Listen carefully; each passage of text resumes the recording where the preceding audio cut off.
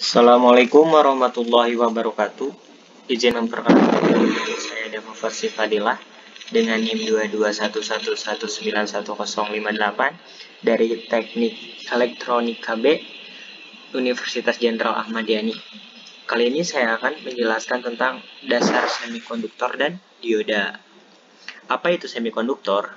Jadi, bahan semikonduktor adalah bahan yang memiliki nilai hambatan jenis Rho antara konduktor dan isolator, yakni sebesar 10 pangkat min 6 sampai dengan 10 pangkat 4 ohm. Perbandingan hambatan jenis konduktor, semikonduktor, dan isolator ini bisa dilihat di tabel ini. Jika bahan tembaga memiliki hambatan jenisnya 1,7 kali 10 pangkat min 8. Jadi jenis hambatan itu sangat kecil sehingga memiliki sifat konduktor. Jadi kan hambatan ini nama lainnya adalah isolator. Konduktor ini berarti penghantar terbaik, makanya tembaga sebagai penghantar arus terbaik. Terus yang kedua ada silikon pada suhu 300 derajat Kelvin memiliki hambatan jenis sebesar 2,3 kali 10 pangkat 3. Ini tuh jadi berada di tengah-tengah antara konduktor dan isolator. Kalau yang ketiga ada bahan gelas dengan hambatan jenis 7,0 kali 10 pangkat 6. Berarti ini sangat besar sekali untuk hambatan jenisnya. Jadi memiliki sifat isolator. Jadi untuk bahan semikonduktor ini berada di antara kedua di si konduktor dan isolator. Tiga buah bahan yang ditembaga, silikon dan gelas masing-masing memiliki panjang 1 meter. Ini adalah contoh pengaplikasian dari penjelasan yang tadi. Dan diameter 1 mm. Ini kan jadi sudah bisa dibayangkan bahwa silikon, gelas, dan tembaga ini memiliki bentuk seperti tabung ya. Jika pada kedua ujung tersebut terpasang tegangan 10 volt, tentukan besar arus. Caranya ini hitung dulu R dengan rumus. R ini adalah Rho dikalikan dengan L. L ini adalah panjangnya, panjang bendanya dibagi dengan A. A ini apa? A ini adalah luas penampang. Luas penampangnya karena ini adalah tabung, yaitu VR kuadrat. Dan untuk mengetahui luas penampang ini kita harus mengetahui jari-jarinya dulu. Jari-jari ini adalah diameter dibagi dengan 2. Selanjutnya, jadi pertama kita mencari dulu R-nya. Sesudah kita mencari R, kita dapat menghitung A-nya. Sesudah mendapat A, kita baru bisa menghitung R-nya atau arusnya. Selanjutnya dihitung untuk masing-masing bahan dengan rumus I sama dengan V per R. Jadi kan tegangannya sudah diketahui, ini untuk mencari R-nya, resistansinya berapa gitu. Ini jawabannya, jadi kayak yang I yang pertama, yang untuk tembaga 0,46 kali 10 pangkat 3 ampere. Untuk yang silikonnya 3,41 kali 10 pangkat min 9 ampere. Untuk yang gelas 1,12 kali 10 pangkat min 12. Jadi untuk yang tembaga ini memiliki arus yang sangat besar. Jadi dia tuh bisa, ya kan sudah tadi yang kita sebut lagi, bahwa tembaga ini adalah bahan konduktor terbaik lah. Tapi masih di bawah emas. Yang paling sering digunakan ini adalah tembaga kan. Terus yang silikon ini berada di tengah-tengah. Ini kan 10 pangkat 3 paling besar nih. 10 pangkat min 9 dan 10 pangkat min 12 ini yang paling kecil. Jadi semikonduktor ini berada di tengah-tengah antara konduktor dan isolator. Bahan-bahan semikonduktor ini ada dibagi 3. Ada trivalen, tetravalen, dan pentavalen. Apa itu trivalen? Trivalen adalah logam-logam memiliki atom-atom dengan jumlah elektron terluar 3 buah seperti boron, gallium, dan indium. Untuk tetravalen adalah logam-logam yang memiliki atom-atom dengan jumlah elektron terluar sama dengan 4. Contohnya itu silikon dan germanium. Dan untuk pentavalen memiliki elektron terluarnya 5. Ini sama seperti di kimia ini kan ada tri, tetra, dan penta. Jadi kalau penta ini berarti 5 elektron yang terluar. Contohnya itu fosfor, arsenikum, dan antimon. Ini adalah jumlah contoh tabel periodiknya. Ini untuk yang trivalen. Trivalen ini untuk yang tetravalen, dan ini untuk pentavalen. Bahan-bahan yang paling banyak digunakan adalah Si. Si ini adalah silikon dan Ge ini adalah germanium dengan jumlah elektron Si14 dan Ge32. Jadi bisa dilihat bahwa ini kan silikon 14, 32 ini tuh jumlah elektronnya. Jadi kalau untuk di golongan yang trivalen, ini berarti boron memiliki 5 buah elektron, aluminium 13 elektron, gallium 31 dan indium 49. Dan untuk di tetravalen, karbon ini memiliki 6 elektron, silikon 14, germanium 32, dan tin ini 50. Dan untuk pentavalen, nitrogen memiliki 7 elektron, fosforus 15 elektron, dan arsenik 33, dan antimoni 51. Jumlah elektron valensi atau elektron terluar Si dan Ge masing-masing 4 buah, karena ini kan masuknya ke tetravalen, jenis ikatan kovalen. Jenis semikonduktor intrinsik. Semikonduktor intrinsik merupakan semikonduktor murni dan tidak cacat. Jadi contohnya ini tuh adalah silikon murni. Ini bisa dilihat si elektron terluarnya ada 4 elektron terluarnya tuh. Namanya itu elektron valensi. Ini kan masuknya ke tetravalen memiliki 4 jumlah elektron, 4 buah elektron. Ini untuk visual 3 dimensinya, elektron terluarnya ada 4. Struktur kristal Si, pengulangan secara teratur satuan sel 3 dimensi terbentuk tetrahedral. Ini ikatan kovalennya. Dan ini yang disebut elektron valensinya. Semikonduktor intrinsik pada suhu yang sangat rendah. Semua elektron berada pada ikatan kovalen. Terus yang kedua tak ada elektron bebas atau tak ada pembawa muatan sehingga bersifat sebagai isolator. Jadi jika semikonduktor intrinsik berada pada suhu rendah, ini tuh disebut sebagai isolator. Semikonduktor intrinsik pada suhu kamar, agitasi termal menyebabkan agitasi termalnya ada perubahan suhu. Beberapa elektron valensi keluar dari ikatan kovalen menjadi elektron bebas sebagai pembawa muatan negatif. Munculnya elektron bebas diikuti dengan terbentuknya hole ini lubang sebagai pembawa muatan positif. Peristiwa ini disebut pembangkitan generation. Jika dipasang beda potensial, terjadi aliran arus sebagai konduktor dengan konduktansi rendah. Jadi bagaimana menentukan semikonduktor ini isolator atau konduktor? Jadi bisa disebut konduktor dengan konduktansi rendah itu jika berada pada suhu kamar, dan bisa disebut sebagai isolator jika berada dengan suhu yang sangat rendah. Sifat-sifat bahan silikon dan germanium ini bisa dilihat nomor atomnya untuk silikon 14, germanium nomor atom 32, berat atomnya 28,1 untuk silikon dan 72,6 untuk germanium. Kerapatannya adalah 2,33 gram per cm kubik untuk silikon dan 5,32 gram per cm kubik untuk germanium. Konstanta elektriknya adalah 12 untuk silikon dan 16 untuk germanium. Jumlah atom per cm kubiknya adalah 5,0 kali 10 pangkat 22 untuk silikon dan 4,4 kali 10 pangkat 22 untuk germanium. Jurang tenaga atau EG-nya pada 0 derajat Kelvin atau EV-nya untuk silikon 1,21 dan germanium 0,785. Jurang tenaga EG pada 300 derajat Kelvin atau EV-nya untuk silikon adalah 1,1 dan germanium 0,72. Konsentrasi intrinsik pada 300 derajat Kelvin ada untuk yang silikon 1,5 kali 10 pangkat 10 dan untuk germanium 2,5 kali 10 pangkat 13. Rho intrinsik pada 300 derajat Kelvin untuk silikon ini adalah 230.000 dan germanium 45. Mobilitas elektron pada 300 derajat Kelvin untuk silikon 1.300 dan untuk germanium 3.800. Mobilitas elektron pada 300 derajat Kelvin untuk yang silikonnya 500 dan germaniumnya 1800. Pembawa muatan pada semikonduktor intrinsik. Jadi bisa dilihat jika keadaan intrinsik ini, jadi kan semikonduktor alami ini, silikon murni. Ini keadaan terdahulunya karena adanya rekombinasi.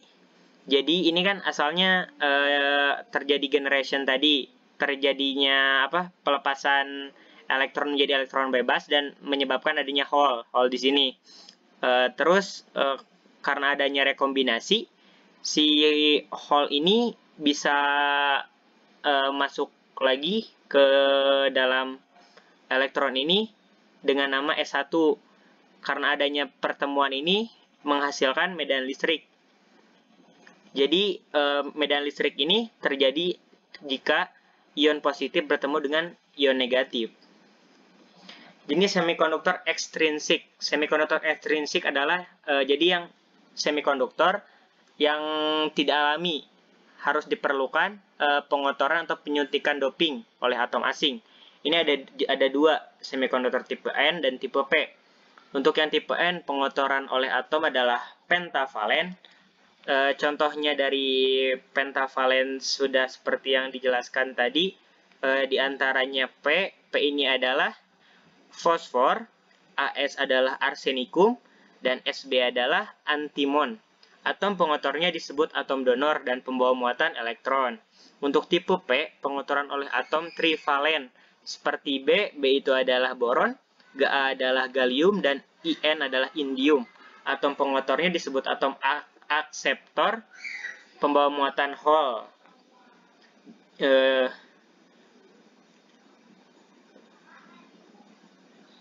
Jadi, jika yang atom pendonor di tipe N ini disebutnya atom donor, dan jika di tipe P ini adalah akseptor disebutnya. Jenis semikonduktor ekstrinsik, tujuan doping itu adalah untuk meningkatkan konduktivitas semikonduktor dan memperoleh semikonduktor dengan hanya satu pembawa muatan elektron atau hole saja. Perbandingan doping ini dapat dilihat atom dopannya atau yang didopingnya dengan atom murninya 1 berbanding 10 pangkat 6 sampai dengan 10 pangkat 8. Dopan ini adalah atom pengotor. Jadi yang tadi yang tidak alami itu, atom-atom dopan pada semikonduktor tipe N adalah atom-atom pentavalen dan dinamakan atom donor. Sedangkan untuk tipe P itu adalah trivalen dan dinamakan dengan atom aseptor. Semikonduktor tipe N. Semikonduktor tipe N ini adalah jadi kan karena tadi kalau di semikonduktor tipe N pengotor atomnya atau dopannya adalah pentavalen. Jadi sebagian besar terjadi karena doping dan sebagian kecil bersama hole karena generasi akibat agitasi termal atau perubahan suhu. Elektron bebas menjadi pembawa muatan mayoritas dan hole sebagai pembawa muatan minoritas. Jadi kan karena ada elektron bebas dari yang tadi yang pentavalen pengotornya, si jumlah elektron ini jadi bertambah, semua menjadi plus 5. Jadi si hole-nya ini menjadi minoritas karena kan yang asalnya hole jadi terisi oleh elektron. Jadi lebih banyak elektronnya dibandingkan dengan hole-nya. Dan untuk yang tipe P ini yang asalnya ada elektron diisi dengan hole. Jadi dengan hole lagi. Jadi pada berkurang. Semuanya yang asalnya plus 4 berubah menjadi plus 3. Jadi si hole ini menjadi mayoritas daripada elektronnya. Jadi untuk mayoritas di tipe N ini adalah elektron dan mayoritas di tipe P ini adalah hole atau lubang. Ini adalah jenis-jenis semikonduktor yang sering digunakan.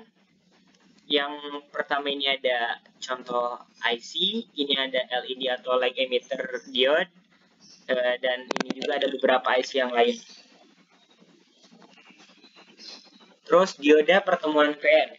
Suatu pertemuan PN adalah kristal tunggal semikonduktor yang pada satu sisi mendapat penyuntikan atom aseptor atau yang tadi tipe P, dan pada sisi lain mendapat penyuntikan atom donor atau pada sisi N. Pertemuan PN merupakan blok bangunan dasar atau basic building block bagi piranti semikonduktor. Dioda pertemuan PN yang pada kedua sisinya diletakkan logam atau metallurgical bond sehingga terdapat dua ujung logam yang merupakan terminal atau elektroda, yakni anoda pada sisi P dan katoda pada sisi N. Jadi pertemuan dioda PN ini menghasilkan, jadi sisi P ini yang mayoritas hole disebut dengan anoda, dan yang katoda ini yang mayoritas dengan elektron disebut dengan katoda. Untuk yang P anoda dan yang N ini adalah katoda. Ini gambarannya. Ini kristal tunggal semikonduktor dari alam tadi yang terus didoping. Didoping ini kan pengotoran oleh atom. Atom aseptor ini adalah yang tipe P dan atom donor ini tipe N. Ini jadi hasilnya untuk yang sebelah kiri tipe P dan sebelah kanan adalah tipe N. Nah, ini di penggambarannya pertemuan tipe P dan N ini untuk yang tipe P dan N ini kan karena tadi ditambah dengan logam merupakan terminal atau elektroda. Jadi ini kan tipe P dan N. Ini yang mayoritasnya adalah hole dan ini mayoritasnya adalah elektron. Ditambahkan dengan kawat. Jadi untuk yang sebelah tipe P ini disebut dengan anoda dan untuk tipe N ini disebut dengan katoda. Ini contoh gambaran 3 dimensinya. Biasanya untuk yang katoda ini diberi simbol atau gambar garis ini untuk simbolnya.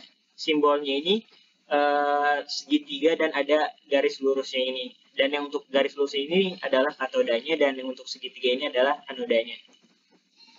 Pertemuan PN terbuka. Atom-atom yang mengandung hole dapat digambarkan sebagai ion-ion negatif. Ini adalah hole, semua ion negatif karena kekurangan elektron. Dan atom-atom kelebihan elektron sebagai ion positif. Ini disebut ion positif. Ion-ion aseptor adalah ion-ion negatif dan ion-ion donor adalah ion positif. Jadi pertemuan P dan N ini untuk yang hole disebut dengan ion negatif dan untuk yang elektron atau terlalu banyak elektron atau disebut juga atom donor disebut dengan ion positif. Dan di tengahnya ini ada yang dinamakan dengan lapisan pengosongan. Atau lapisan pengosongan ini juga bisa disebut sebagai bidang pertemuan.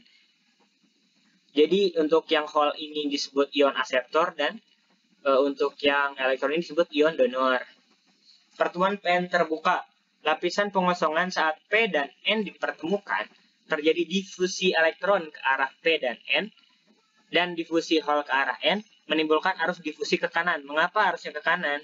Karena kan P di sini. P ini kan hole bergerak dari kiri ke kanan. Dan untuk N-nya elektron bergerak dari kanan ke kiri. Mengapa menimbulkan arus difusinya ke kanan? Seperti yang sudah dijelaskan di pelajaran fisika, bahwa arus dengan elektron itu bergerak berlawanan. Jika arusnya jika elektronnya bergerak dari kanan ke kiri, maka arus akan bergerak dari kanan ke kiri. Begitu pula sebaliknya. Terus yang kedua, ada terjadi rekombinasi atau penggabungan di sekitar bidang pertemuan sehingga elektron dan hole-nya di sekitar bidang pertemuan tak terdapat pembawa muatan, disebut daerah pengosongan atau depletion region. Untuk tegangan penghalang, lenyapnya elektron meninggalkan ion donor atau disebut juga positif, dan lenyapnya hole meninggalkan ion aseptor atau disebut juga negatif. Adanya ion positif dan negatif menyebabkan adanya medan listrik sehingga ada tegangan disebut tegangan kontak atau tegangan penghalang atau barrier potensial, menimbulkan arus drift ke kiri. Karena pertemuan PN ini terbuka, maka ada kesetimbangan antara arus drift dengan arus difusi. Kan seperti yang sudah dijelaskan tadi bahwa arus difusi itu terjadi karena adanya elektron yang bergerak ke P dan hole yang bergerak ke arah N. Nah, karena terjadinya itu adanya keseimbangan, jadi yang ini bergerak ke kanan dan ini ke kiri, jadi seimbang, tidak ada yang ke kanan semua dan ke kiri semua. Pertemuan PN dengan prasikap maju atau forward bias. Forward bias ini contoh rangkaiannya seperti ini. Tegangan masuk dimasukkan ke anoda atau ke tipe P dan keluarnya dari katoda. Ini penjelasannya adanya VD menyebabkan arus difusi lebih besar dari arus drift. Jika potensial penghalang sebelum diberi VD adalah V0, maka potensial penghalang turun menjadi V0 kurang VD, daerah pengosongan menjadi sempit. Jadi jika dipasang forward bias, si area pengosongan ini akan menjadi lebih sempit. pembawa mayoritas punya energi yang cukup untuk melewati potensial penghalang. Nah, si area pengosongan ini bisa dibilang memiliki tegangan potensial juga. Jadi tegangan potensial penghalang ini tuh jadi karena ini dipasangnya forward bias atau persikap maju, si arus dari arus input ini dapat melewati penghalang ini. Jadi si arusnya ini bisa melewati katoda sampai ke negatif lagi. Hal dari sisi P, pembawa mayoritas dapat melewati daerah pengosongan. Dari sini bisa meloncat ke sini menjadi pembawa minoritas di sisi N. Elektron dari sisi N dapat melewati daerah pengosongan menjadi minoritas di sisi P. Ada perpindahan itu yang tadi disebut dengan arus difusi. Jumlah arus dari elektron dan hole merupakan arus total yang lewat dioda. Jadi jumlah arus yang dari elektron dan hole ini tuh hanya disebut arus ya total lewat dioda, soalnya untuk arus keseluruhan bukan yang dari sini, bukan. Jadi arus masuk itu, arus arus input itu tidak akan sama dengan arus total yang lewat ke dioda. Itu nanti ada penjelasannya lagi untuk perhitungannya. Terus untuk yang kedua ada prasikap mundur atau reverse bias. Si tegangan positifnya itu dimasukkan ke katoda dan keluarnya di anoda. Hole pada sisi P bergerak ke kiri dan elektron pada sisi N bergerak ke kanan. Daerah pengosongan menjadi lebar, potensial penghalang menjadi V0 plus VD. Tidak ada arus lewat bidang pertemuan. Jadi jika dipasangnya reverse bias, si N ini berarti bergerak ke kanan, si P ini bergerak ke kiri, berarti sama-sama menjauh yang menyebabkan lapisan pengosongan itu menjadi lebih lebar. Karena daerah pengosongan pada dasarnya merupakan semikonduktor intrinsik, jadi kan sudah dijelaskan tadi bahwa semikonduktor intrinsik itu atau yang alami itu memiliki sifat isolator. Agitasi thermal dapat menyebabkan terjadinya generation sehingga muncul pasangan elektron dan hole pada daerah ini. Pengaruh medan listrik yang terpasang terhadap adanya elektron dan hole di daerah pengosongan menyebabkan terjadinya arus yang arahnya dari katoda ke anoda dan disebut arus balik saturasi yang besarnya 10⁻⁸ sampai dengan 10⁻14 ampere. Jadi sangat kecil sekali arusnya, bahkan bisa dibilang juga 0. Jadi jika dipasangkan ke sini bisa dibilang arusnya tidak ada di sini, tidak akan bisa lewat. Soalnya daerah pengosongannya ini kan jadi tambah lebar. Jadi si arusnya ini tidak bisa melewati daerah pengosongan yang sangat lebar itu. Ini untuk grafik arus diodanya. Untuk yang forward bias atau maju, ini tuh tegangan masuknya adalah 0. Pada saat ini tuh naik tuh maksudnya kan karena tadi ada tegangan potensial. Tegangan potensial untuk reverse untuk dioda itu kan 0,7 untuk yang bahannya adalah silikon. Nah, jadi ini tuh akan naik jika sudah melewati tegangan potensial ini. Tegangan potensial ini adalah yang disebut dengan tegangan penghalang. Yang tadi, yang ini, lapisan pengosongan ini. Disebut tegangan penghalang atau tegangan potensial. Jika udah 0,7, akan naik terus stabil ke atas. Dan untuk yang reverse bias atau untuk yang prasikap mundur, ini seperti ini akan 0 terus. Dan bisa berubah, jadi karena di sini kan disebutkan 10⁻⁴, jadi sangat kecil atau bisa dibilang 0. Ini sebenarnya bisa ada arus. Cuman kan fungsinya dioda sendiri adalah penyarah arus. Jadi jika dimasukkan arus bolak-balik, si dioda ini kan berfungsinya sebagai penyarah nih. Jadi contohnya jika misalkan dioda ini diberi arus AC, kan arus I-nya itu bergerak dari anoda ke katoda. Jika untuk dari katoda ke anoda ini akan terblok di sini, tidak akan bisa lewat. Jadi makanya disebut dengan penyarah arus ini. Jadi yang dari kiri ke kanan bisa lewat dan kanan ke kiri tidak bisa lewat. Jadi hanya ke kiri ke kanan doang. Jadi makanya disebut penyarah arus. Nah, jadi pada saat ini tuh dia tuh bakal ada arus, tapi namanya ini disebut peristiwa breakdown. Bagaimana peristiwa breakdown ini dapat terjadi jika si tegangan inputnya itu dimasukkan sangat besar. Nah, itu breakdown ini ya namanya dioda itu ya sudah tidak berfungsi lagi. Jadi ya sudah tidak berfungsi sebagaimana mestinya gitu. Ini untuk simbol diodanya. Tadi anoda yang segitiga dan katoda yang garis penghalang ini. Ini ada jenis-jenis dioda. Junction dioda ini yang sering digunakan. Ada Zener, tunnel dioda, Schottky dioda, varaktor dioda, ada diak, triak, SCR, dan light emitting diode ada LED dan photodioda. Photodioda ini adalah sensor. Jenis dioda dan penggunaannya. Dioda silikon untuk penyiar arus, pengaman tegangan kejut, dengan kodenya IN4001 dan IN4007 dan IN5404. Terus ada dioda Zener untuk mengatur tegangan Zener. Jadi fungsi dioda itu bukan penyiar arus aja, ternyata bisa juga untuk mengatur tegangan Zener. Ini namanya dioda Zener. Dan ada juga dioda bridge untuk penyiar gelombang penuh pada rangkaian cetu daya dengan kodenya B40C800 kiprok pada kendaraan motor. Terus ada LED atau light emitting diode, ini berfungsi sebagai indikator. Ini ada rangkaian dioda.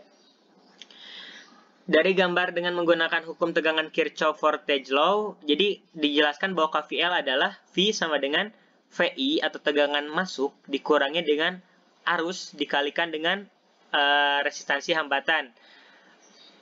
Jadi karena ada dua variabel yang belum diketahui nilainya yaitu V dan I, diperlukan suatu petunjuk lagi yaitu karakteristik dioda. Garis beban melewati titik I sama dengan 0, titik potong sama dengan V adalah V sama dengan VI. Jadi ini kan V ini adalah V inputnya. Dan untuk titik potongnya, dan V0 sama dengan 0, titik potong adalah I sama dengan VI per RL. Ini tuh si tahanan bebannya ini, tahanan beban VI per RL ini. Nanti akan menemukan titik potong, maka ditentukan juga titik A-nya. Dan ini untuk yang kurva dinamis.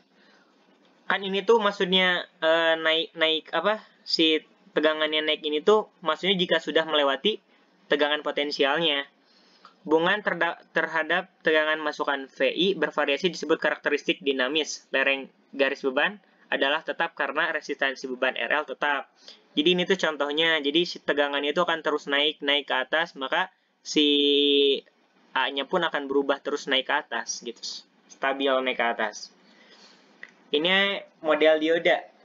Model dioda ini ada 3 cara.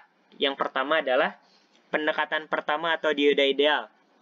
Pada dioda ideal atau pendekatan pertama, pada keadaan forward bias atau maju, dioda dianggap sebagai saklar tertutup. Ini untuk yang forward bias sebagai saklar tertutup karena hambatan pada dioda dianggap bernilai 0. Pada keadaan reverse bias, dioda dianggap sebagai saklar terbuka ini karena hambatan pada dioda dianggap bernilai tak hingga. Jadi kalau di pendekatan pertama ini, jika dipasang reverse ini, jika dipasang forward ini, dioda digambarkan seperti ini sebagai saklar on. Jadi ya si arus ya lewat aja biasa gitu. Jadi bisa jadi si VI si arus masuk pasti akan sama dengan arus keluar. Jika di forward biasnya. Untuk di reverse biasnya sebagai saklar terbuka. Jadi tidak akan ada arus yang keluar dari dioda ini. Ini untuk gambar grafiknya. Jadi maksudnya kalau forward bias 0, dia akan naik ke atas ini jika sudah melewati tegangan potensialnya. Dan ini untuk yang reverse, dia dari 0 akan terus 0 terus. Karena kan dianggap sebagai saklar terbuka. Dan ini untuk gambar rangkaiannya, jika yang forward bias tegangannya input ke anoda dan keluar ke katoda, dan untuk yang mundur tegangan inputnya ke katoda dan keluarnya dari anoda. Terus dan tentunya dioda ideal ini tidak ada di pasaran ya, soalnya dari namanya saja sudah ideal gitu. Itu tidak akan mungkin ada di pasaran. Terus yang kedua ada pendekatan kedua ini digambarkan sebagai berikut. Jadi untuk pada forward bias, dioda dianggap sebagai sumber tegangan sebesar V gamma. V gamma untuk silikon ini 0,7. Jadi seperti yang tadi kita sudah sebut, V gamma ini maksudnya tegangan potensial. Untuk yang silikon adalah 0,7 dan germanium sebagai 0,3. Jadi ini tuh disebut juga sebagai sumber tegangan masuk. Jadi untuk contoh gambarnya itu seperti ini. Ini kan tegangan masuk ke dioda ini kan ini positif, ke positif lagi ke negatif. Ini disebut juga V gamma atau tegangan potensialnya. Jadi pada keadaan reverse bias, dioda dianggap sebagai saklar terbuka, masih sama seperti yang pendekatan pertama, karena hambatan pada dioda dianggap bernilai tak terhingga. Ini untuk grafiknya. Dari 0 naik ke atas ini jika sudah melewati tegangan potensial. Dan untuk yang reverse ini, dia itu akan berubah 0 jika sudah melewati V gamma-nya ini atau tegangan potensialnya ini. Dan untuk yang pendekatan ketiga, nah ini yang paling real atau yang memang benar terjadi ini adalah pendekatan ketiga. Pada keadaan forward bias, dioda dianggap sebagai sumber tegangan sebesar V gamma. V gamma untuk silikon 0,7 atau 0,6 dan V gamma untuk germanium adalah 0,2 dan 0,3 dengan resistansi forward. Ini resistansi forward kan dari tegangan ke kaki anoda yang terpasang secara seri dengan resistansi forwardnya ini. Jadi gambar rangkaiannya itu tegangan masuk. Jadi kan sebagai V gamma ini kan tegangan potensial dari sini masuk ke sini, positif ke negatif lagi, terus dipasang seri dengan resistansi forwardnya. Ini untuk yang forward bias. Dan untuk yang reverse biasnya dianggap sebagai resistansi reverse. Resistansi reverse ini dianggapnya jadi seperti tegangan masuk ke resistansi forwardnya, resistansi reverse-nya, dan ditambah dengan resistansi hambatannya, tahanan beban. Ini untuk grafiknya dari 0 naik ke atas ini jika sudah melewati tegangan potensial. Ini masih sama seperti 1 dan 2. Dan untuk yang reverse biasnya ini, dia akan 0 pada saat sudah melewati V gamma dan akan turun lagi ke bawah terus-terusnya. Ini untuk contoh soalnya. Perhatikan rangkaian dioda di samping ini, gambar rangkaian pengganti atau rangkaian ekivalen, dan hitung besar tegangan arus dioda dan menggunakan pendekatan 1, 2, dan pendekatan 3. Jadi jawabnya ini adalah untuk menentukan arusnya atau ID. Kan seperti yang sudah dijelaskan bahwa I ini adalah V per R. Jadi V di sini adalah V in dibagikan dengan RL atau besarnya hambatan beban. Sama dengan 10 volt, ini kan tegangan masuknya dibagikan dengan 100 ohm sama dengan 0,1 ampere. Ini kan, ini yang untuk ideal sangat tidak mungkin sekali. Dan untuk VD-nya sama dengan V in dikurangi ID dikali dengan RL. Untuk VD-nya ini berjumlah 0 volt. Dan untuk pendekatan kedua, masih sama V per R, tetapi si V-nya ini, V in-nya ini dikurangi dengan V gamma. Karena tadi kan sesuai pendekatan 2. Dikurangi dengan V gamma, 10 volt dikurangi 0,6 volt dibagi dengan 100 ohm sama dengan 0,094 ampere. Jadi sangat kecil sekali kan. Ini yang ideal ini tidak mungkin dan ini berubah menjadi sangat kecil sekali. VD-nya ini adalah V in kurangi ID dikali dengan RL. Jumlahnya adalah 0,6 volt. Dan untuk yang pendekatan ketiga, ID sama dengan masih sama V per L, hanya saja si V-nya ini V in dikurangi dengan V gamma dibagi RL-nya atau hambatan itu ditambahkan dengan resistansi forwardnya ini, resistansi forward di sini 2,5 ohm. Jadi 10 volt dikurangi 0,6 volt, ini adalah besar tegangan potensial atau V gamma-nya, dibagi 100 ohm, ini RL-nya atau hambatannya, ditambah dengan 2,5 ohm besar resistansi forwardnya. Jadi hasilnya 0,092 lebih kecil lagi. Ini padahal yang sebenarnya terjadi itu ya sebesar segini gitu. Jadi untuk yang si arus masuknya itu tidak akan mungkin sama dengan arus keluar jika di dioda itu. Jadi kita harus menghitungnya menggunakan cara ini. Untuk VD-nya sama dengan VIN dikurangi ID dikali RL hasilnya 0,8. Jadi bisa disimpulkan bahwa untuk ID-nya ini atau arusnya ini si dari pendekatan 1, 2, dan 3, pendekatan 1 ini yang paling besar, pendekatan 2 berada di tengah-tengah, dan untuk pendekatan 3 sangat kecil. Dan jadi untuk yang VD-nya atau tegangannya itu berbalik. Jika pendekatan 3 ini 0,8 paling besar, pendekatan 2 ini 0,6 berkurang lagi, dan pendekatan pertama itu yang paling kecil. Jadi untuk ID dan VD ini berbanding terbalik. Untuk ID lebih besar dari pendekatan pertama, dan untuk VD lebih besar dari pendekatan ketiga. Segitu saja mungkin yang bisa saya sampaikan. Mohon maaf bila ada kesalahan dan kurangan. Wabillahi taufiq wal hidayah. Wassalamualaikum warahmatullahi wabarakatuh.